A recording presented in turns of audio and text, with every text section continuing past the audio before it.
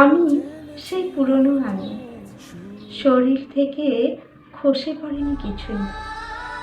একচেটিয়া রাগ, ইগো, অনিয়ন্ত্রিত অভিযোগ, প্রেম শূন্যতা এখনো দাপটের সাথে জাপটে থাকে আমাকে।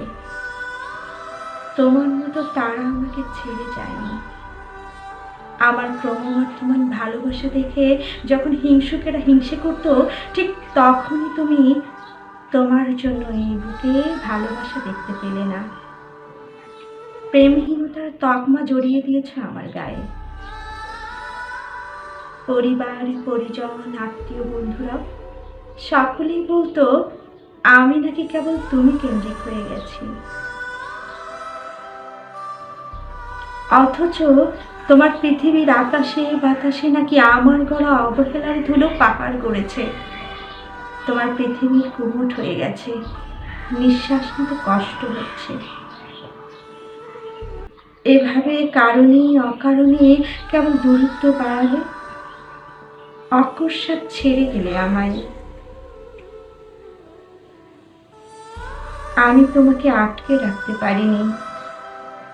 হঠাৎ একদিন তুমিও আবিষ্কার করবে তোমার পা থেকে সরে গেছে মাটির স্তর। পৃথিবী ভেঙে তুমি শূন্যতার মাঝে পড়ে যাচ্ছ, গভীর থেকে গভীরে, অতল থেকে অতলে, আরো অতলে। প্রচন্ড চিৎকার শব্দ শূন্য হয়ে কণ্ঠনালী চেপে ধরছে। ভয়ে তোমার বুক শুকিয়ে যাচ্ছে, মস্তিষ্ক রক্তচাপ মোটেই কমাতে পারছো না।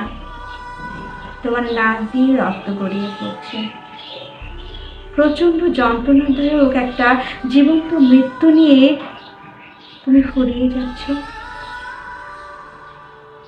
তোমার চোখের সম্মুখে স্থির হয়ে যাচ্ছে অতীত, বর্তমান, পূর্ণদৈর্ঘ্য চলচ্চিত্র। অতঃপর এক বুক অনুশোচনার সঙ্গে তুমি আমার কাছে ফিরতে চাইবে। আমি বলবো, তুমি ছেড়ে যাবার সময়কালটুকুতে আমারও এমন লেগেছিল।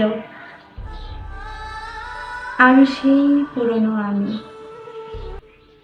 কেবল এখন আমি জীবন মৃত।